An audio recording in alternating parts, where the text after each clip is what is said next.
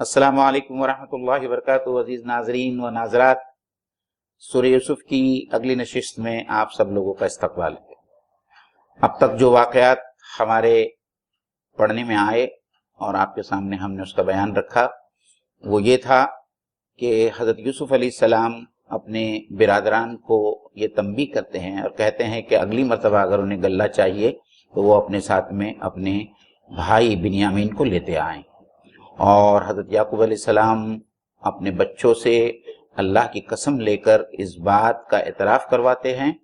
और उनसे कहते हैं कि वो बिन्यामीन की हिफाजत करेंगे और उनको तहफ़्फ़ुज़ के साथ में वापस ले आएंगे। और इसके बाद में जो होता है वो पिछली नशिस्त में हमने आपको बताया कि किस तरीके से हज़रत यूसुफ अलैहिस्सलाम का जो पैमाना था वो गायब हो जाता है और फिर वहाँ ऐलान किया जाता है कि कुछ लोगों ने मिस्र के बादशाह का या बादशाह का जो पैमाना है वो चोरी किया है और जो काफिले वहाँ आए थे उनके सामान की तलाशी लेने का काम शुरू होता है। उसके बाद के वाक़यात इंशाअल्लाह ताला आज की तफसीर में आएंगे जो हम नाज़रीन के सामने रखेंगे। औज़ु बिल्लाहि मिनश शैतानिर रजीम, बिस्मिल्लाहिर रहमानिर रहीम। फबदा बिअउयतिहिम क़ब्ल विआइ अख़ीहि सुम्मा इस्तख़रजहा मिन विआइ अख़ीहि कज़ालिका किदना लियूसुफ मा कान लियअख़ुज़ अख़ाहु फ़ी दीनिल मलिक इल्ला अन यशा अल्लाह नरफ़अु दरजातिम मन यशा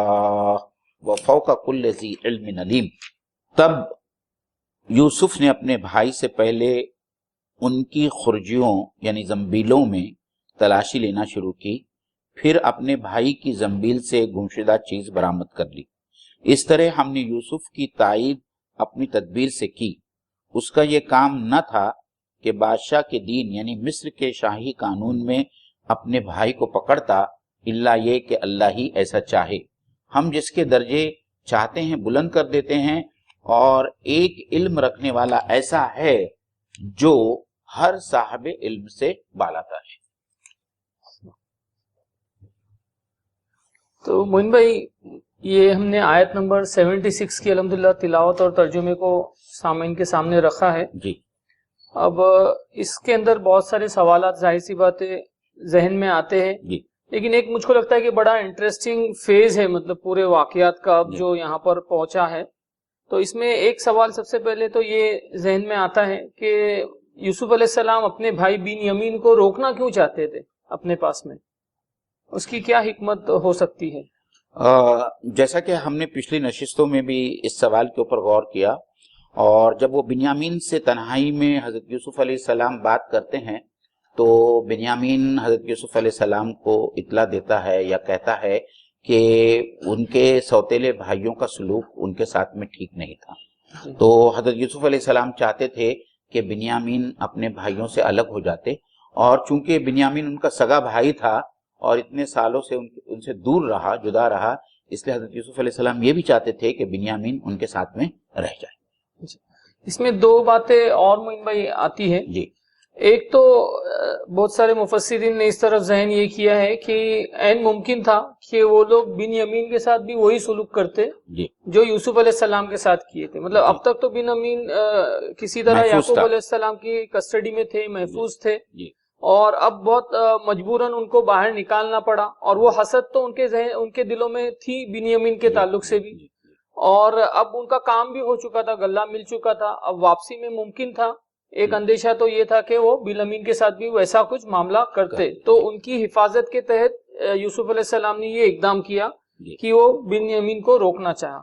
दूसरी एक बात जो मतलब शास कुछ मुफस्सिर ने लिखी है लेकिन बहुत वो भी कीमती लगती है, वो ये कि जिस तरह से मूसा अलैहिस्सलाम ने अपने साथ अपने भाई के लिए दुआ की थी तो उसी तरीके से यूसुफ अलैहिस्सलाम को भी मतलब एक माविन की जरूरत थी और चूंकि बिन्यामीन की भी तालीम तरबियत हजरत याकूब अलैहिस्सलाम के अंडर में रही है, वो भी इस्लामी इसके ऊपर पूरे थे, इक्तदार के ऊपर थे और अब यूसुफ अलैहिस्सलाम को एक बहुत बड़ी जिम्मेदारी दी गई थी। एक तरफ तो वो बादशाहत की जिम्मेदारी आई थी और जाहिर सी बात है वो बहैसियत नबी दीन की जो इशाअत दावत और इस्लाह का जो काम उनको करना था تو اس کے لیے بھی ان کو ایک ایسے معاون کی ضرورت تھی. تو ظاہر سی بات ہے بنیامین اس میں بہت موزوں شخص تھے. تو یہ 2-3 فیکٹرز ممکن ہے کہ ہو سکتے ہیں جس کی وجہ سے انہوں نے چاہا کہ بنیامین ان کے پاس میں رہے. اور ایک یہ بھی تھا کہ بھائیوں کو جو پچھلی بار بھی جو بات آئی کہ بھائیوں کے اوپر اپنی آئیڈینٹی کو انہوں نے ریویل نہیں کیا, اس کی بہت ساری حکمتیں اس سے پہلے کے ایپیسوڈ میں بھی آئی ہے. اس میں ایک بات یہ بھی تھی کہ یوسف علیہ السلام کو یہ لگتا تھا کہ بھائیوں کا جو معاملہ ہے مطلب ایک وقت تھا کہ بھائیوں کے پاس طاقت اور اقتدار تھا, اور وہ طاقت اور اقتدار کا انہوں نے یوسف علیہ السلام کے ساتھ جو رویہ کیا, مطلب آج اللہ تعالیٰ نے اپنے فضل سے وہ چیز کو پورا فلپ کر دیا ہے. آج یوسف علیہ السلام کے پاس طاقت ہے, اقتدار ہے, اور یوسف علیہ السلام اس پوزیشن میں کہ بھائیوں سے ریونج بھی لے سکتے ہیں, اور بھائی آج مظلوم ہے, مطلب ایک طرح سے کچھ کر نہیں سکتے. لیکن یوسف علیہ السلام نے اس موقع سے ریونج لینے کے بجائے یہ مناسب سمجھا کہ بھائیوں کی اصلاح ہو. تو ہمارے لیے ایک بہت بڑا سبق یہ ہے کہ ہم لوگوں پہ اگرچہ اقتدار بھی رکھتے, طاقت اور پاور بھی ہے, لیکن زیادہ بہتر طریقہ یہ ہے کہ ہم لوگوں کی اصلاح کی فکر کریں. اور یوسف علیہ السلام کو یہی لگ رہا تھا کہ کہیں نہ کہیں ان کی اصلاح کی گنجائش ہے, اصلاح ہو سکتی ہے. اور جو خواب اصل میں انہوں نے دیکھا تھا, جو بات شروع ہوتی ہے, اور سید قطب نے اس طرف رہنمائی کی ہے کہ وہ جو 12 ستارے کے اندر جو بات ہے وہ ان کے بھائیوں کا بھی تذکرہ ہے, نہیں اللہ تعالیٰ ان کو بھی عروج دینے والا ہے. تو ظاہر سی بات ہے جب اللہ تعالیٰ ان کو بام عروج پہ پہنچانے والے ہیں تو اس سے پہلے ان کی اصلاح بھی ہونا بہت زیادہ ضروری ہے. تو یوسف علیہ السلام صحیح موقع کا بھی انتظار کر رہے کہ ہو سکتا ہے کچھ وقت گزرنے پہ ان کے دل نرم ہو جائیں گے, وہ عاجز ہو جائیں گے, وہ اپنی غلطی پر نادم ہو جائیں گے, اور پھر صحیح موقع پر وہ اپنی آئیڈینٹی بھی ان کے سامنے ظاہر کریں گے. تو مجھ کو لگتا ہے یہاں تک یہ بات تھی. اب یہاں پہ جو آیت کے اس میں جو بات آئی ہے کہ انہوں نے سب سے پہلے اپنے بھائیوں کی تلاشی لی اور پھر اپنے سگے بھائی بنیامین کی لی. تو اس کی کیا حکمت؟ اس کی حکمت تو یہی ہو سکتی تھی کہ اگر وہ فوراً سب سے پہلے بنیامین کے سامان کی یا زنبیل کی تلاشی لیتے اور اس میں بادشاہ کا پیمانہ مل جاتا تو ان کو ایسا لگتا کہ یہ ایک بنا بنایا منصوبہ ہے, اور وہ چاہتے تھے کہ ان کو یہ نہیں سمجھ میں آیا یا وہ ایسا نہیں سمجھے یا ایسا پرسیو نہیں کرے کہ یہ ایک بنا بنایا منصوبہ ہے جس کے تحت جو ہے بنیامین کے بارے میں کچھ بات یا بنیامین کے بارے میں کچھ تدبیر کی جا رہی ہے. سب سے پہلے ان کے بھائیوں کے سامان کی تلاشی لی گئی, اور ظاہری بات ہے کہ وہ پیمانہ بنیامین کے سامان میں رکھا گیا تھا تو دوسرے بھائیوں کے سامان میں وہ پیمانہ ملنے کی کوئی گنجائش نہیں تھی. تو اب وہ پورا جو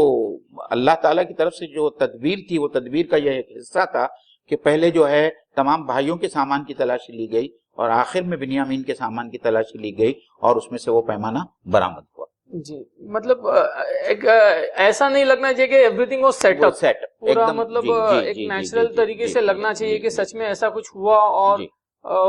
ہوا بھی ویسا ہی. مطلب ایکچولی جو ہم لوگ دیکھتے ہیں واقعات کی جو ترتیب ہے, جو جس طرح کے ایونٹس ہوئے اس میں, یعنی بادشاہ کا جو یہ تھا ناپنے کا جو یہ تھا, وہ جیسے ہی مس ہوتا ہے پیمانہ, ایک شاہی اس کو میسج ملتا ہے یا وہ نگران جو ہوتا ہے وہ دیکھتا ہے کہ ارے بادشاہ کا یہ گیا, اور فوراً جو قافلہ جا رہا تھا وہ ان کا قافلہ تھا, فوراً وہ آواز لگاتا ہے پورے قافلے والوں کو, ہو سکتا ہے ان کے ساتھ اور بھی لوگ ہوں گے کہ تو قافلے والوں تم چور ہو.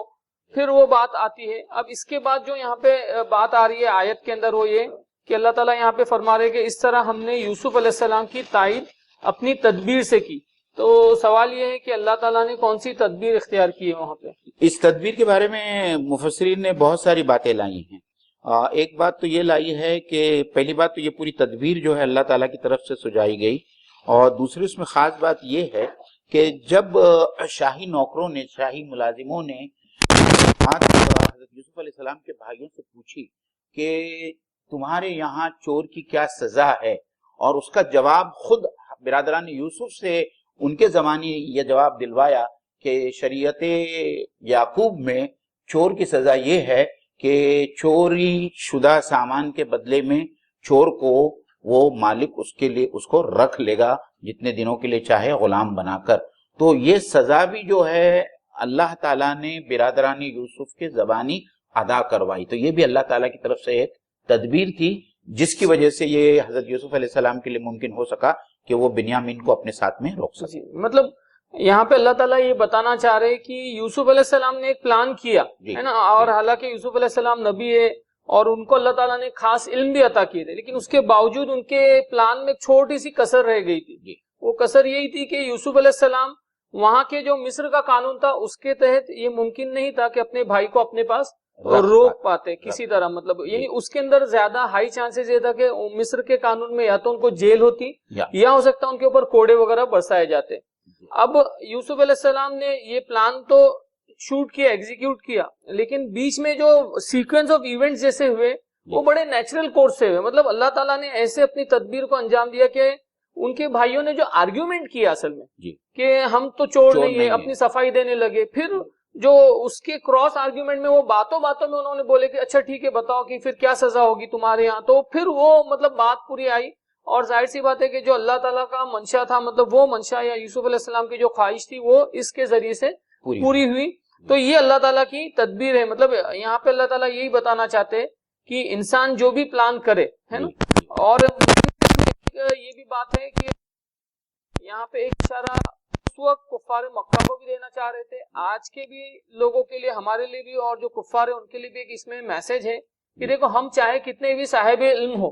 ہم چاہے کتنی بھی اچھی پلاننگ کریں، ایک ماسٹر پلان ہوتا ہے جو اللہ کا ہوتا ہے، اور ایکچوئل امپلیمنٹیشن، ایکچوئل بروئے کار وہ تو اللہ کا پلان ہی ہوتا ہے اور ہوگا. دوسری جگہ ہے وَمَكْرُوا وَمَكَرَ اللَّهُ وَاللَّهُ خَيْرُ الْمَاكِرِينَ، کہ لوگ بھی تدبیر کرتے ہیں اور اللہ بھی تدبیر کرتے ہیں، لیکن اللہ ہی کی تدبیر جو ہے سب سے بہتر ہوتی.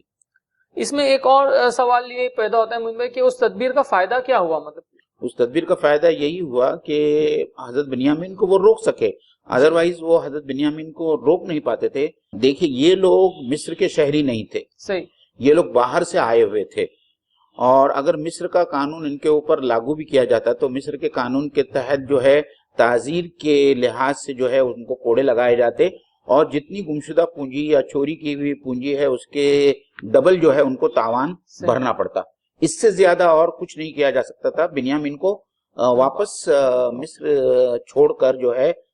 فلسطین جانا پڑتا، یا ممکن تھا کہ ان کو جیل بھیجنا پڑتا، جو کوئی ایک بات یہ تھی، یہ دونوں میں سے ایک بات تھی. تو حضرت یوسف علیہ السلام نہیں چاہتے تھے کہ ان کے بھائی کے ساتھ میں اس قسم کا کوئی معاملہ کیا جائے. ایک دوسری بات جو بہت اہم ہے موین بھائی، جو مجھ کو لگتا ہے اس کی تفصیل آگے آئے گی، کہ اس کا فائدہ یہ ہوا کہ حضرت یوسف علیہ السلام کو مطلب حضرت ابراہیم علیہ السلام کی جو شریعت تھی اس پہ عمل کرنے کا موقع ملا، نہ کہ مصر کا جو قانون رائج تھا. یعنی نبی کے لیے جو آگے اللہ تعالیٰ نے اس کی تفصیل بیان کی. تو یہ دوسرا فائدہ ہم لوگ یہاں پہ صرف اس کو ٹچ کرتے، آگے انشاءاللہ جیسا موقع آئے گا تو یہ بات ہے. ایک موین بھائی آگے بڑھنے سے پہلے ایک سوال اور ناظرین کے ذہن میں مطلب یہ جب تدبر کر رہے تھے تو یہ بات آ رہی تھی کہ یہ پورے پلان میں کہیں نہ کہیں یوسف علیہ السلام کے بہرحال بھائیوں کی پبلک ہیوملیشن ہوئی ہے، ان کی مطلب ایک طرح سے عزت کو مطلب اچھالا گیا ہے یا ان کو چور بولا گیا. تو یہ پورا مطلب کیسے پرسیو کرتے، کیسے مفسرین نے یہ کیا؟ تو اس میں موین بھائی یہ ہے کہ جو یوسف علیہ السلام نے جو پلان کیے تھے وہ اس میں یہ بات نہیں تھی کہ اتنا بات جو ہے آؤٹ آف پروپورشن لو ہو جائے گی. ان کا پلان یہ تھا کہ بہت محدود انداز میں وہ رکھ دیں گے اور پھر ان کو تھوڑا سا اتنے حد تک روک کر چیزوں کو یہ کر کے اپنے بھائی کو صرف بچا لیں گے. لیکن یہ اللہ تعالیٰ کا پورا سکیم تھا کہ یہ چیز ایسی ہو، مطلب ان کو ابھی نفس کو کہیں نہ کہیں ذکر پہنچے، کہیں نہ کہیں ان کو چیزوں کو سوچنے کے اوپر مجبور ہو. تو یہ پورا اللہ تعالیٰ کی سکیم آف تھنگس تھی کہ یہ چیزیں اس طریقے سے رونما ہوئی. ٹھیک ہے نا؟ تو ہم لوگ آگے جو بات آ رہی ہے وہ یہ کہ اس کا یہ کام نہ تھا کہ بادشاہ کے دین یعنی مصر کے شاہی قانون میں اپنے بھائی کو پکڑتا، اللہ یہ کہ اللہ ہی ایسا چاہے. تو اب ظاہر سی بات ہے کہ یہاں پہ بہت اہم کچھ باتیں آ رہی ہے. ایک تو جو اصطلاح استعمال کر رہے اللہ تعالیٰ، وہ دین کی اصطلاح استعمال کر رہے، اور وہ کس کے لیے استعمال کر رہے؟ قانون ملکی کے لیے، لا آف دا لینڈ کے لیے دین کا اصطلاح استعمال ہو رہی ہے. اور عام جو مسلمان یا عام جو لوگوں کے ذہنوں میں دین یعنی ہم عبادت کے لیے لیتے، تو یہاں پہ اس کو آپ کیسے پرسیو کریں گے؟ تو دین بہت ہی وسیع اصطلاح ہے، اور یہ ہماری خام خیالی ہے، یا مجھے یہ کہنا چاہیے کہ جن لوگوں کے پاس میں دین کا ایک بہت ہی محدود تصور ہے، وہ تصور کسی دوسرے آرگنائز ریلیجن کے جیسا ہے کہ دین سے مراد ہمارا انفرادی قانون عبادت اور دوسرے اس قسم کے نماز، روزہ، حج وغیرہ، اس تک جو ہے دین کو سمیٹ کر رکھ دیا گیا یا مذہب بنا دیا گیا ہے. اسلام دین کا جو تصور پیش کرتا ہے وہ ایک بہت ہی ہمہ جہتی اور ہماگیر تصور ہے. اس دین کے اندر انسانی زندگی کا ہر شعبہ جو ہے اس کا احاطہ ہوتا ہے، یہاں تک کہ ملکی قانون کا بھی اسی طریقے سے اس کے اندر احاطہ ہوتا ہے. یعنی دین یہ نہیں ہے کہ ہم کس طریقے سے عبادت کریں یا ہم کس طریقے سے روزہ رکھیں یا نماز پڑھیں. دین میں یہ بھی شامل ہے کہ اللہ کا قانون کس طریقے سے اس کے بندوں پر اس زمین پر نافذ کیا جائے. تو ایک تو دین جمہور ہوتا ہے جس کو عام طور پر استعمال کیا جاتا ہے، اور دوسرا ہے دین اللہ کا دین. سورہ نصر میں بھی آیا ہے یدخلون فی دین اللہ افواجا، اللہ کے دین میں لوگ جوق داخل ہو گئے. تو ایک اللہ کا دین ہے، ایک جمہور کا دین ہے. جمہور کے دین میں صرف عبادت اور اس قسم کے چند رسومات اور چند ریچولز تک جو ہے دین کو یا دین کی مداخلت مانی گئی ہے، اس کے علاوہ تمام چیزیں دین سے باہر ہے. یہاں تک کہ سیاست اور ملکی قوانین کو بھی دین کا حصہ نہیں مانا جاتا ہے. یہاں بہت صاف طور پر اللہ تعالیٰ دین الملک کا لفظ لا کر، اصطلاح لا کر اس بات کو سمجھا رہے ہیں کہ ملکی قوانین بھی جو ہے وہ اللہ کی مرضی کے مطابق. مطلب یہاں پہ اللہ تعالیٰ نے اصل میں لفظ جو دین لائے ہیں ہے نا، اس کا استعمال کر کے اللہ تعالیٰ نے اس کی وسعت بتائی کہ کتنی ڈیپتھ اور کتنی گہرائی ہے اس میں. اللہ تعالیٰ نے دیکھیں نا کس چیز کے لیے، لا آف دا لینڈ کے لیے اللہ تعالیٰ نے لفظ دین استعمال کیے ہیں. اور عام پرسپشن، عام ذہن یہ ہے کہ دین جو ہے وہ صرف عبادت کا نام ہے. تو یہ بات مجھ کو لگتا ہے یہاں پہ بہت زیادہ کھل کے آتی ہے، اس کو کھولنا بھی چاہیے کہ قرآن میں جو اللہ تعالیٰ نے کہا کہ ان الدین عند اللہ الاسلام، کہ دین اللہ کے نزدیک جو ہے وہ اسلام ہے. اور دین کے جو پھر معنی اور مفاہیم ہے وہ یہ کہ زندگی گزارنے کا طریقہ، یعنی ساری چیزیں آتی ہیں، پورا نظام زندگی. جی، عقیدہ بھی آتا ہے، عبادت بھی آتی ہے، معاملات، معیشت، معاشرت، سیاست، عدالت. لوگ یہ سمجھتے ہیں کہ دین یعنی صرف عقیدے اور عبادت کی حد تک جو ہے وہ محدود ہے اور اس میں تو وہ چاہتے ہیں کہ اللہ اور رسول کی اطاعت کی جائے. لیکن جہاں عبادت اور عقیدے کے اوپر بات آتی ہے، معاملات، معیشت، معاشرت، ہے نا، ہم دیکھتے ہیں کہ شادی بیاہ کے اندر جو رسومات کو فالو کیا جا رہا ہے، یا پھر اسی طریقے سے وراثت میراث کی جو تقسیم کی جا رہی ہے، یا بزنس کے اندر جو لوگ لین دین کر رہے ہیں، یا اسی طریقے سے اس کا اطلاق ہر جگہ پر ہوتا جائے گا. قانون کے اندر جیسے قانون سازی ہو رہی ہے، یا پولیٹکس. تو انسانوں کی زندگی کے لیے اللہ تعالیٰ نے ایک نظام رحمت دیا ہے جو زندگی کے تمام ڈپارٹمنٹس اور تمام گوشوں پر اپلائی ہوتا ہے. اور یہاں پہ اللہ تعالیٰ نے اس لفظ کو لا کر اس کی جو وسعت ہے، مطلب اس بات کو کھول دیا ہے کہ آپ دیکھو جب ہم قرآن کا مطالعہ اور گہرائی سے مطالعہ کرتے ہیں تو یہ بات ذہن میں آتی ہے کہ اللہ تعالیٰ بہت محدود انداز میں دین کو نہیں پیش کر رہے. اللہ تعالیٰ تو لا آف لینڈ کے لیے بھی دین کو پیش کر رہے ہیں، اور یہی اصول ہے کہ دین جو ہے وہ زندگی گزارنے کا طریقہ ہوگا. تو جو لوگوں کا یہ سوچ ہے، یہ پرسپشن، اللہ تعالیٰ نے ان کی ایک طرح سے جڑ کاٹ دی ہے ان کی سوچ کی، کہ وہ دین کو جو محدود طور پر رکھتے ہیں. اللہ تعالیٰ نے یہ بتایا کہ دیکھو اس کے اندر کتنی زیادہ وسعت ہے اور کتنی زیادہ گہرائی ہے. تو مجھ کو لگتا ہے یہ بات اس حوالے سے تو آ گئی. اب آگے ہم لوگ تھوڑا چلتے ہیں. آیت کا ٹکڑا ہے، اس میں آتی ہے کہ ہم جس کے درجے چاہتے ہیں بلند کر دیتے ہیں. تو یہاں پہ یوسف علیہ السلام کے حوالے سے ظاہر سی باتیں کی جا رہی ہے کہ اللہ تعالیٰ نے نام نہیں لیا اگرچہ، لیکن یہ تو بہت آبویس ہے کہ یہاں یہ اپلائی ہوتا ہے یوسف علیہ السلام پہ. تو یوسف علیہ السلام کی جو درجے ہے اس کو اللہ تعالیٰ بلند کرنے کی بات کر رہے، اور جبکہ بات تو یہاں پہ کیا چل رہی ہے، مطلب تو آپ اس کو کیسے پرسیو کریں گے، کیسے اس کو ہم ناظرین کے سامنے لائیں گے؟ قرآن مجید میں اور دوسری جگہ پر بھی جو ہے یہ اصول بیان کیا گیا ہے کہ اللہ تعالیٰ پہلے اپنے بندوں کو آزماتا ہے، اپنے پیغمبروں کو بھی جو ہے آزمائش میں بھی ڈالتا ہے. جیسے سورہ بقرہ میں مشل بھائی ہم نے پڑھا وَإِذِ ابْتَلَىٰ إِبْرَاهِيمَ رَبُّهُ بِكَلِمَاتٍ فَأَتَمَّهُنَّ قَالَ إِنِّي جَاعِلُكَ لِلنَّاسِ إِمَامًا، کہ جب اللہ تعالیٰ نے حضرت ابراہیم علیہ السلام کو مشکلات میں یا آزمائش میں ڈالا، اور اس آزمائش سے جب حضرت ابراہیم علیہ السلام پورا اترے، اس کے بعد میں اللہ تعالیٰ نے کہا کہ میں تمہیں تمام لوگوں کا کیا بنانے والا ہوں، امام بنانے والا ہوں، تمام لوگوں کا لیڈر یا تمام لوگوں کا قائد بنانے والا ہوں. اسی طریقے سے حضرت یوسف علیہ السلام کو یہ جملہ آنے سے پہلے اس طریقے سے ہم جس کو چاہتے ہیں اس کے درجات کو بلند کرتے ہیں جو حضرت یوسف علیہ السلام کے لیے کہا گیا ہے. تو اب تک حضرت یوسف علیہ السلام کی جو زندگی ہمارے سامنے سے گزری ہے اس میں صاف طور پر نظر آتا ہے کہ کن کن مشکلات اور کن کن آزمائش سے حضرت یوسف علیہ السلام گزارے گئے، اور آپ نے صبر اور استقامت کا دامن تھاما رکھا، اور آپ اللہ کی ذات سے اور اللہ کی رحمت سے کبھی مایوس نہیں ہوئے، اس کے بعد میں جا کر جو ہے اللہ تعالیٰ کہتا ہے کہ ہم نے جو ہے حضرت یوسف علیہ السلام کے درجات، ایون اگر اف یو کمپیئر ہم وتھ ہز بردرس، تو بھائیوں کے درمیان بھی جو ہے اللہ تعالیٰ نے حضرت یوسف علیہ السلام کو کہاں سے کہاں پہنچا دیا، اور کنویں میں ڈالا گیا تھا وہاں سے جو ہے اللہ تعالیٰ نے حضرت یوسف علیہ السلام کو مصر کے بادشاہت یا تخت تک پہنچا دیا، اور ان کے بھائی وہیں کے وہیں رہ گئے۔ اس میں معین بھائی ایک دو باتیں اور ہیں۔ ایک تو بنیادی طور پہ جو اللہ کی سنت ہے جی، کہ اللہ تعالیٰ جس بندے کو جتنا زیادہ چاہتا ہے اللہ تعالیٰ اس کو اتنا زیادہ آزمائش میں بھی ڈالتا ہے نا، ایک بات ہے۔ دوسری بات یہ کہ اللہ تعالیٰ کی جب آزمائش میں انسان کھرا اترتا ہے، جو ٹیسٹ میں اللہ تعالیٰ نے اس دنیا میں ہر انسان کو ڈالا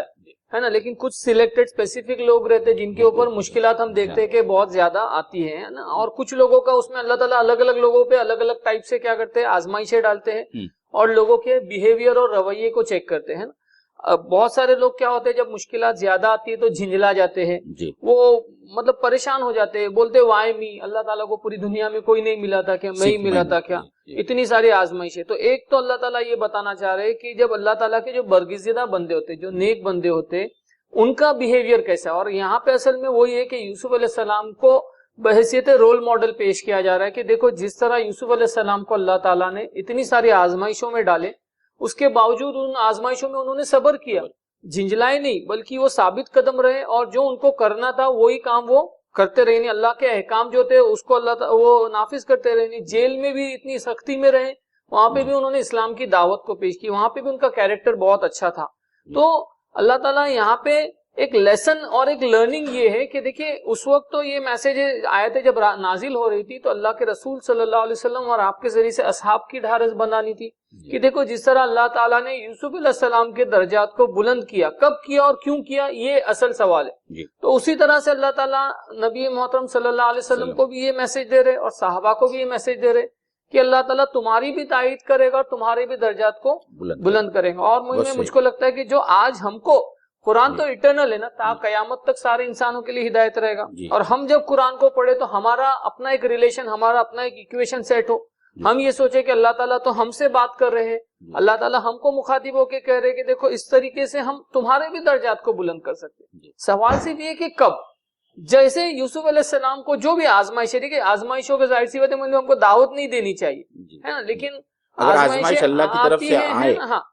انسان اس کے اوپر پھر کیسے رویہ اختیار کرتا ہے اور کیسے صبر کرتا ہے۔ لیکن ایک چیز یہ بھی ہے معین بھائی کہ لوگ یہ سوچتے ہیں کہ جھنجٹ جھمیلوں میں پڑنا ہی نہیں چاہیے، یہ مشکلات والی راہ ہے نا۔ جب انسان اسلام کی دعوت کو لے کر اٹھتا ہے، انسان جب اچھے کام کرتا ہے تو ظاہر سی بات ہے کہ اس کے اوپر کچھ آزمائش اور مشکلات میں ڈالتا ہے۔ بہت سارے لوگ سوچتے ہیں کہ یہ راہ سے ہی ہٹ جانا چاہیے ہے نا، ہم ایک طرح سے فرار راہ چاہتے ہیں، سنیاس ٹائپ یا بہت محدود قسم کی زندگی گزارنا چاہتے ہیں، تو وہ سوچتے ہیں کہ یہ جھمیلوں میں پڑنا ہی نہیں۔ لیکن اللہ تعالیٰ نے تو ایک ہی لائف دیا ہے، ایک ہی زندگی ہے، تو اس میں ہم کو دعوت نہیں دینا، حکمت کے ساتھ اسی لیے دین کی دعوت دینے کی بات کہی ہے، لیکن ہو سکتا ہے کہ اس راہ میں کیا ہو، کچھ آزمائش اور مشکلات آئے، اس کے بعد جو ہمارا رویہ ہوگا وہ بہت اہم ہے۔ اور پھر اللہ تعالیٰ نے یہ بات کہی کہ جس طرح اللہ تعالیٰ نے یوسف علیہ السلام کے درجات کو بلند کیا،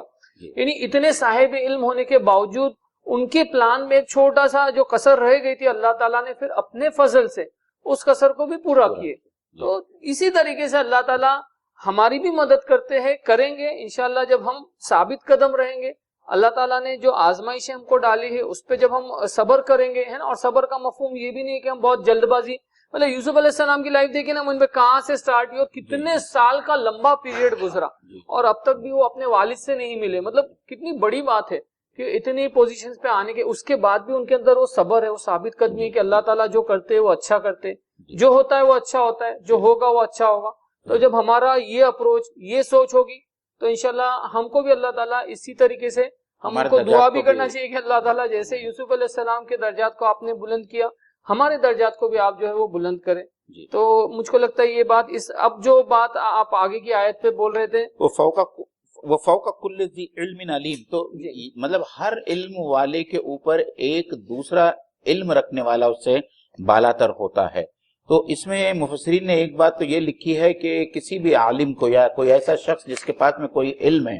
وہ اس غرور میں یا اس گھمنڈ میں مبتلا نہ ہو کہ اس سے زیادہ جاننے والا نہیں ہے۔ تو یہ ایک عام سی بات ہو گئی. اور دوسرا نقطہ جو مفسرین نے لایا ہے وہ یہ ہے کہ بہرحال اللہ تعالیٰ سب سے بڑا عالم ہے، وہ عالم الغیب والشہادہ ہے. تو کوئی بھی انسان ہو، چاہے وہ نبی ہو، لیکن ہر ساری مخلوق کے اوپر خالق ہے جس کا علم تمام چیزوں پر محیط ہے، اور وہ سب سے زیادہ علم رکھنے والا ہے. ان میں ایک سوال یہ کہ کیا یہ بات صرف علم کی حد تک محدود ہے، یا مطلب باقی جیسے اللہ تعالیٰ نے کسی کو اور اختیارات دیے ہیں، پاور بھی دیا ہے، دوسری چیزیں بھی، تو اس پر بھی اس کا اطلاق ہوتا ہے کیسے؟ دیکھیں یہاں تو صرف علم کی بات ہو رہی ہے، لیکن جو ہمارا بنیادی یہ ہے، ہمارا عقیدہ ہے، ہم تو اللہ تعالیٰ کو اور اللہ تعالیٰ کی جتنی صفات آئی ہیں ان صفات میں ان تمام چیزوں کا تذکرہ ہے اور ذکر ہے کہ اللہ تعالیٰ علی کل شیء قدیر ہے، اللہ تعالیٰ کو غیب کی تمام باتیں معلوم ہے، اللہ تعالیٰ جو چاہتا ہے اس کو کن کہتا ہے تو وہ ہو جاتی ہے، اللہ تعالیٰ بہت متکبر اور جبار ہے. یہ تمام صفات جو ہے اللہ تعالیٰ کی، مطلب ایک اللہ تعالیٰ کی ذات ایسی ہے، لیس کمثلہ شیء، جو قرآن مجید میں ایک آیت آئی ہے کہ اللہ تعالیٰ کے جیسے اور کوئی چیز نہیں، کوئی ہستی اللہ تعالیٰ کی طرح نہیں ہو سکتی. تو اس کے اندر اللہ تعالیٰ کی صفات کا کما حقہ جو ہے وہ بیان آ گیا. یہاں جو ہے صرف علم سے جو ہے یہ کیا گیا ہے، بات کی گئی ہے. تو ہم لوگ آیت کو مطلب رہ کر اس پہ ہی یہ کریں. جو بات صرف ذہن میں سوال آیا تو میں چاہ رہا تھا کہ وہ ہو سکتا ہے اور لوگوں کے بھی ذہن میں ہے تو وہ کلیئر ہو جائے. میں آگے بڑھنے سے پہلے نا، یہ اتنی آیت نمبر 76 کے حوالے سے کچھ سوالات اور ریز ہوتے ہیں. میں چاہتا ہوں کہ ہم لوگ اس پر بھی تھوڑا سا ڈسکس کر لیں. کہ ایک سوال یہ ہے کہ یوسف علیہ السلام کو تو اب ایک طرح سے اقتدار ملا ہے نا، یوسف علیہ السلام نبی ہے، اور یہ جو فیز ہے جہاں وہ غلہ تقسیم کر رہے ہیں، مطلب ان کو اقتدار مل کے بھی ایک اچھا خاصا وقت، کچھ 7-8 سال 10 سال کا وقت گزر چکا ہے، اور اب تک جو آیت سے سمجھ میں آ رہا ہے کہ وہاں پہ لا آف دا لینڈ مصری قانون نافذ ہے. تو یوسف علیہ السلام نے اللہ کے قانون کو کیوں نافذ نہیں کیا؟ تو اس کا جواب مولانا مودودی نے بہت خوبصورت طریقے سے دیا ہے. انہوں نے کہا ہے کہ جو دنیا میں یا کسی ملک میں جو قوانین کی تبدیلی آتی ہے اور وہ معاشرے کی جو تبدیلی آتی ہے وہ اوور نائٹ نہیں آتی، اس کو جو ہے تدریج کے ساتھ میں جو ہے لاگو کرنا پڑتا ہے. حضرت یوسف علیہ السلام تو 7 سال جیل میں رہے، اس کے بعد میں 7 سال کا جو قحط سالی کا موقع تھا، اور اس کے بعد میں 7 سال جو ہے وہ اس کے آئے،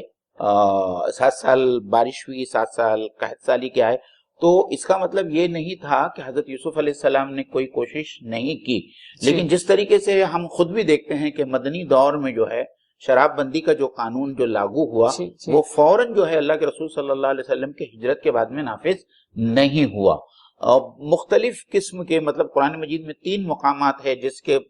بارے میں مفسرین کی یہ شرح آئی ہے کہ تدریج کے ساتھ میں پہلے ان کو ذہنی طور پر تیار کیا گیا اور ان کو بتایا گیا کہ شراب ایک بری چیز ہے اور شراب جو ہے اس کے یہ نقصانات ہے، اور پھر تیسری بات جو ہے مسلمانوں کو اور ایمان والوں کو حکم دیا گیا کہ اب تم شراب کو چھوڑ دو. تو کسی بھی ملک میں یا کسی بھی جگہ میں قانون کو نافذ کرنے سے پہلے اس کے لیے جو ہے ایک انوائرمنٹ تیار کرنا پڑتا ہے، لوگوں کو یہ ذہنی تیاری کرانا پڑتا ہے، اور اس کے بعد میں جو ہے پوری طور پر جو ہے اللہ کا قانون اس کے اوپر نافذ ہو سکتا ہے. ورنہ ہم دیکھتے ہیں آج دنیا میں بہت سارے دوسرے ممالک ہے جو کہتے ہیں کہ ہمارا مسلم ملک ہے یا اسلامی ملک ہے، لیکن وہاں آپ اسلامی قوانین کو نہیں پائیں گے کیونکہ لوگ ذہنی طور پر اسلامی قوانین کو ماننے کے لیے تیار نہیں ہیں. تو مولانا مودودی نے یہی کہا ہے کہ اس کا مطلب یہ نہیں ہے کہ حضرت یوسف علیہ السلام جو ہے اللہ کا قانون وہاں نافذ کرنا نہیں چاہتے تھے یا اس وقت تک نہیں کر سکے تھے، وہ کر رہے تھے، لیکن وہ اس سٹیج پر نہیں آئے تھے جہاں پورا کے پورا مطلب جس کو ہم نے دین کہا ہے، اس پورے دین کے تمام احکام جو ہے پوری طریقے سے جو ہے مصر میں نافذ نہیں ہو سکے. جزاک اللہ. میں چاہ رہا تھا اس میں نا ایک سکے کا دوسرا پہلو تھا، میں وہ بات بھی آ جاتی، وہ یہ تھی کہ ایک تو آپ نے ماشاءاللہ سے بہت اچھے سے یہ بات لائی کہ کس طرح سے تدریجاً چیزیں ہوتی ہے، گریجولی چیزیں ہوتی ہے. ایسا نہیں ہے کہ یوسف علیہ السلام کو اقتدار آیا اور اوور نائٹ وہ ساری چیزوں کو چینج کریں گے. It takes time. اور آپ نے بہت پیاری سیرت سے بھی مثال دی کہ اللہ کے رسول صلی اللہ علیہ وسلم مدینہ پہنچ چکے تھے, ایک اسلامی ریاست جاتے ہی ساتھ آپ نے قائم کیے, لیکن شراب کا حکم جاتے کے ساتھ نہیں آیا, اور ایسے دوسرے احکام بھی تھے سود کے بارے میں اور دوسرے احکام بھی, اور پیریڈ آف ٹائم چیزیں آئی. تو ایک پہلو تو یہ ہے. دوسرا ایک بہت اہم پہلو جو اللہ کے رسول صلی اللہ علیہ وسلم کی سیرت سے ملتا ہے وہ یہ کہ اللہ کے رسول صلی اللہ علیہ وسلم نے انسانوں کو بھی اندر سے بدلا. ایک تو ہے کہ معاشرے کے اندر ایک چینج لایا, تو وہی میں نے کہا کہ ذہنی تبدیلی ہونا اور بہت ضروری ہے. ذہنی تبدیلی, اور اس سے آگے بڑھ کر میں یہ کہوں گا کہ قلب کا جو اصلاح ہے نا, اصل میں لوگوں کی جو قلب کی اصلاح ہے, یعنی انسان جب تک خود سے اپنے قلبی طور پہ آمادہ نہیں ہو کسی برائی کو چھوڑنے کے لیے, یہ ممکن نہیں ہے کہ ہم کتنے ہی یہ کریں. مطلب جب وہ چیز ہوتی ہے تو ہم نے یہ دیکھا کہ مدنی معاشرے کے اندر صرف مطلب لوگوں نے جرائم کیے اور خود آ کے اپنے آپ کو پیش کیا. مطلب پھر ہم کو تو کوئی وہاں ایسا نہیں نظر آتا ہے کہ کوئی عدالت یا پولیس تھی جنہوں نے دیکھا اور پکڑا. مطلب کسی نے زنا کیا, اس نے آ کے اپنے آپ کو پیش کیا کہ مجھ پر حد جاری کرو. تو یہ ایک پہلو ہے. اور دوسرا ایک پہلو تفہیم میں مولانا مودودی نے لکھا ہے, مجھ کو لگتا ہے اس کی بھی حکمت ہم کو سمجھنا چاہیے کہ عام طور پہ لوگوں کا ایک ایلیگیشن یہ ہے کہ اسلامک جو رولز ہے دے آر ویری اسٹرکٹ. مطلب چور کے ہاتھ کاٹنے کی بات ہے, زانی کو سنسار کرنے کی بات ہے, تو لوگ یہ نہیں سمجھتے کہ اسلام اصل میں وہ ماحول پہلے فراہم کرتا ہے. اسلام پرووائڈز دیٹ ایٹماسفیئر کہ جہاں پہ چور کو چوری کرنے کی ضرورت ہی نہیں پڑتی ہے. مطلب اتنی خوشحالی ہوگی, گورنمنٹ اتنی خدا کو ڈرنے والی ہوگی کہ وہ مال کا تصرف صحیح سے کرے گی, زکوٰۃ کی تقسیم صحیح سے ہوگی, جاب کی اپارچونیٹیز ہوں گی, ایجوکیشن ہوگا, اور اس کے بعد یہ ممکن ہی نہیں کہ کسی کو چوری کرنے کی ضرورت پڑ رہی ہے. اس کے بعد بھی اگر کوئی چوری کرتا ہے تب he deserves that severe punishment. تو اور پھر وہ پنشمنٹ پبلکلی اس لیے رکھا گیا ہے کہ تاکہ دوسروں کے اوپر بھی اس کا امپیکٹ ہو کہ اگر ایک کے ساتھ یہ معاملہ ہو رہا ہے تو ہمارے ساتھ بھی لوگ عبرت پڑے, ہے نا, کرے. اور پھر اس میں کوئی بائسڈ والا معاملہ بھی نہیں ہوتا. جیسے اللہ کے رسول صلی اللہ علیہ وسلم نے کہا کہ اگر میری بیٹی فاطمہ بھی ہوتی ہو, جو واقعہ ہوا تھا ہے نا کہ ایک فاطمہ نامی عورت کے بارے میں آیا کہ اس نے چوری کی, اس پہ حد جاری کی گئی, تو وہاں پہ یہ کہا اللہ کے رسول صلی اللہ علیہ وسلم نے کہ اگر فاطمہ بنت محمد بھی ہوتی اس فاطمہ کی جگہ تو اس کے ساتھ بھی یہی معاملہ کیا جاتا. تو یہ سارے بہت ڈسٹنگوشنگ فیکٹرز ہیں, یہ بہت سارے ڈفرینشیٹنگ فیکٹرز ہیں جو لوگ سمجھتے نہیں. نہیں, it's a two phase process. لوگوں کی اندر سے اصلاح ہوگی اور پھر سماج کے اندر وہ ساری چیزوں کے لیے گراؤنڈز بنائے جائیں گے, ویسے ریسورسز اویلیبل کیے جائیں گے, اینڈ اٹ ٹیکس ٹائم. مطلب یہ اوور نائٹ ہونے والا کام نہیں ہے, لیکن یہ سمجھنا چاہیے کہ بہرحال یہ نظام رحمت ہے, انسانیت جس کی متلاشی ہے, اور یہ گیون بائی گاڈ ہے نا. اگر اللہ تعالیٰ نے اس پورے یونیورس کو بنایا, انسان کو بنایا, ارتھ کو بنایا, اور اللہ تعالیٰ نے ہم کو یہاں پہ بھیجا ہے, تو ظاہر سی بات ہے اللہ تعالیٰ ہی بہتر جانتے ہیں کہ ہمارے لیے کیا چیز صحیح ہے, کیا چیز غلط ہے. انسانوں نے تو بہت ساری چیزیں اپنے طور پہ ٹرائی اینڈ ایرر کی ہے, لیکن ہم دیکھتے کہ اس کے جو نتائج ہیں آج بھی لوگ بھگت رہے, ہے نا. تو یہ ایک بات تدریج کے سلسلے میں جو بہت اچھی آئی. موین بھائی, ایک سوال یہاں پر جو پیچھے ہم نے ٹچ کیا اس آیت کے حوالے سے تھا, وہ یہ کہ یوسف علیہ السلام کے لیے اس ملکی قوانین کے اوپر عمل کرنا کیوں ان کے شایان شان نہیں تھی, یہ بات آئی ہے, تو تھوڑی اس کی اگر وضاحت اور ہوتی تو. ظاہر بات ہے کہ ایک نبی ہے اور وہ اللہ کی طرف سے مبعوث کیا گیا ہے, تو اس سے یہی توقع رکھی جا سکتی ہے کہ وہ اللہ کے قانون کے مطابق عمل کرے اور اس کو نافذ بھی کرے. جیسا کہ آگے آئے گا, جیسا جب وہ برادران یوسف جو ہے حضرت یوسف علیہ السلام کو واپس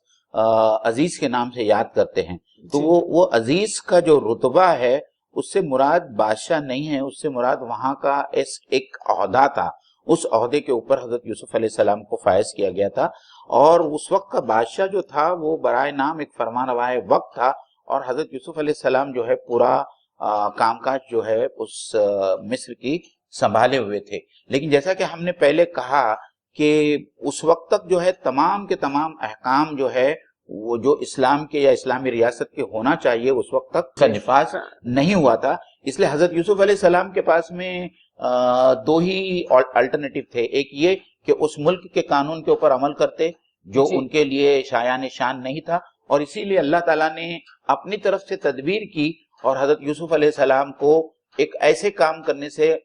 روک دیا جو ایک نبی کے شایان شان نہیں ہوتا ہے. اور پھر جو ہے حضرت یعقوب علیہ السلام کے شریعت کے مطابق جو ہے بنیامین کو سزا دی جاتی ہے اور بنیامین کو روک دیا جاتا ہے. مطلب ایک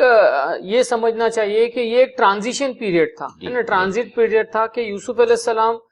جو لا آف دا لینڈ تھا, مصری قوانین کو ہٹا کر اللہ تعالیٰ کے قوانین کو نافذ کرنے کے لیے جو ٹرانزٹ پیریڈ تھا اس میں بڑی مجبوراً مطلب اس چیزوں کو تو امپلیمنٹ کروا رہے تھے, لیکن جہاں تک ان کی ذاتی مطلب کوئی معاملے کی بات تھی تو اس پہ ان کے لیے عمل کرنا یہ آلموسٹ امپاسبل تھا کہ ایک نبی جو ہے وہ اللہ کے قانون کو چھوڑ کر جو ہے غیر اللہ کے قانون پر عمل پر رہا ہو. اس میں مجھ کو لگتا ہے اللہ کے رسول صلی اللہ علیہ وسلم کی جو مثالیں بہت اہم ہے کہ وہاں پہ لوگ شراب پی رہے تھے مدنی معاشرے میں, شراب کے اوپر کوئی حد بندی نہیں آئی تھی, لیکن اللہ کے رسول صلی اللہ علیہ وسلم خود اپنی ذات کی حد تک تو کوئی ان چیزوں میں ملوث نہیں تھے, اگرچہ وہ حرام نہیں ہوئی تھی آفیشلی. تو مجھ کو لگتا ہے کہ یہ بہت اہم چیز ہے جو لوگوں کو سمجھنا چاہیے کہ نبی کے شایان شان یہ چیزیں بہرحال نہیں ہوتی ہیں. اب ایک معین بھائی اس میں جو مجھ کو لگتا ہے ایک آخری جو بات بچی ہے اس آیت کے حوالے سے یا اس واقعے کے یہاں پہ جو بات ہیلے کی چل رہی تھی, اگر آپ اب اس کی تھوڑی وضاحت کر دیں ناظرین کے سامنے.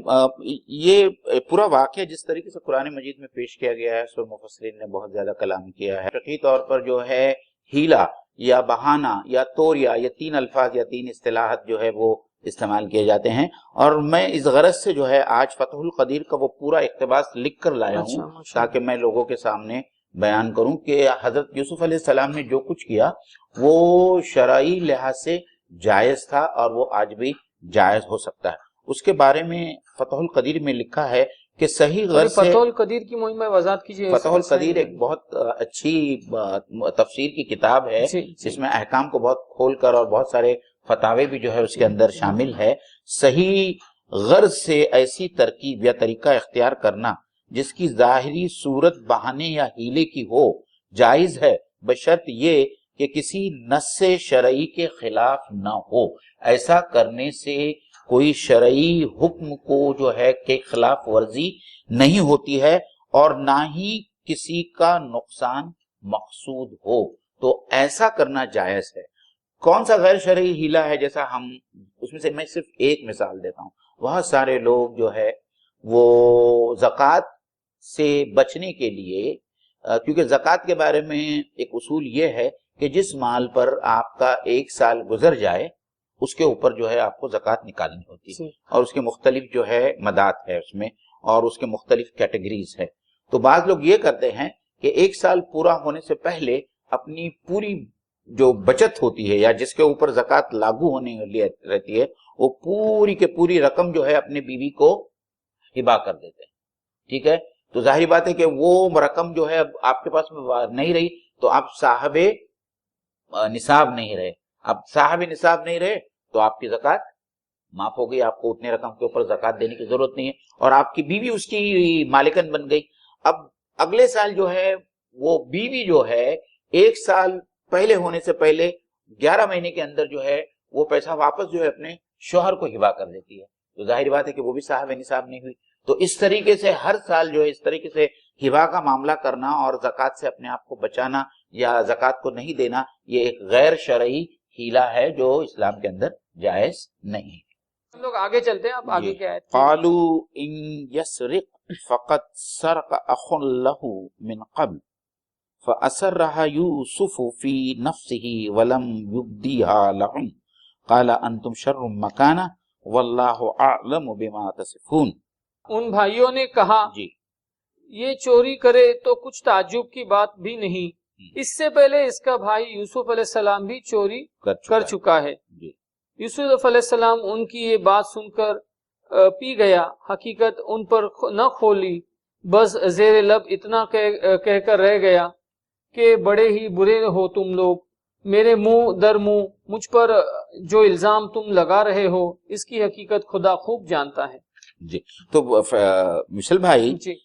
اس میں یہ لوگ جو ہے اس کے برادران یوسف ہے وہ اپنے آپ کو نیک اور اچھا ثابت کرنے کے لیے یہ کہتے ہیں کہ اگر اس بھائی بنیامین نے چوری کیا ہے تو کوئی عجب نہیں ہے, کیونکہ اس سے پہلے اس کا بھائی یعنی وہ حضرت یوسف علیہ السلام کے بارے میں کہتے ہیں بغیر یہ جانے کہ جن سے وہ بات کر رہے وہ خود حضرت یوسف علیہ السلام ہے کہ ان کا بھائی یوسف بھی جو ہے چوری کر چکا ہے. اب میں نے بہت ساری تفاسیر میں جو ہے یہ اس واقعے کو تلاش کیا،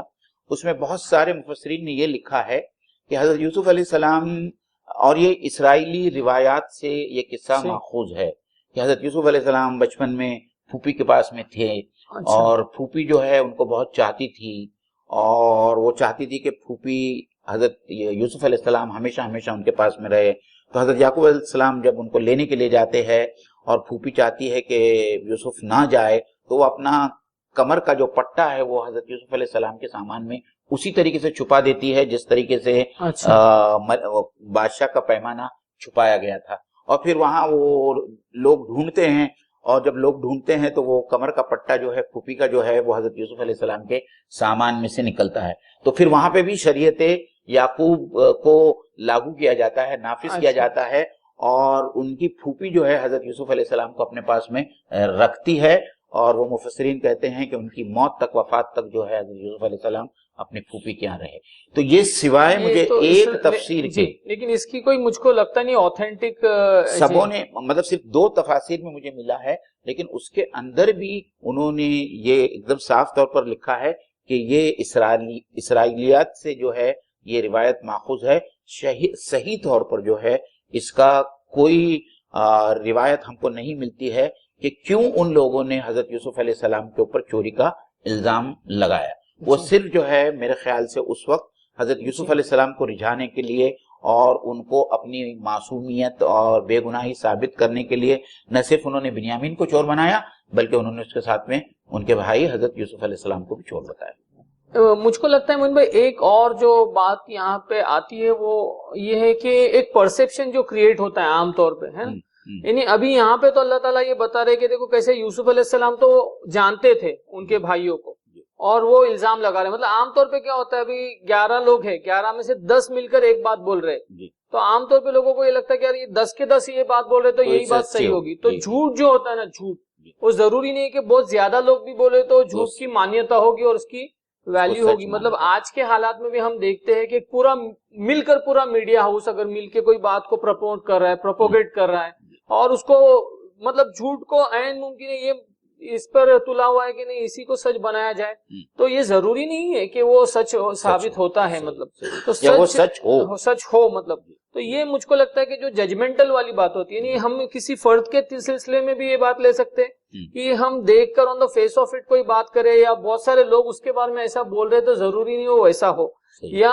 کسی اور چیز کے بارے میں بھی، یا آج اسلام کے بارے میں بھی جیسے حملے ہو رہے یا میڈیا جیسے کوششیں کر رہی ہے، ہم کو لگتا ہے کہ اس کو ان حوالوں سے بھی بات کو لینی چاہیے. تو یہ بات اس کے اندر آتی ہے، آ سکتی ہے. مجھ کو لگتا ہے وقت مومن بھائی ہو چکا ہے، ہم نے اللہ کے فضل سے 2 آیتیں اس پہ سیر حاصل واللہ عالم بما تصفون. تم جو کچھ کہہ رہے ہو اللہ تعالیٰ اس سے زیادہ واقف ہے. تو انشاءاللہ تعالیٰ اس کے بعد میں ان کے جو مکالمہ ہے جو حضرت یوسف علیہ السلام کے ساتھ میں ہوتا ہے، اور وہ کس طریقے سے حضرت یوسف علیہ السلام کو مطمئن کرانے کی کوشش کرتے ہیں، اور کس طریقے سے وہ چاہتے ہیں کہ کسی طریقے سے بنیامین کو واپس کیا جائے کیونکہ وہ حضرت یعقوب علیہ السلام کو پختہ عہد دے چکے ہیں. وہ تمام باتیں جو ہے انشاءاللہ تعالیٰ اگلی نشست میں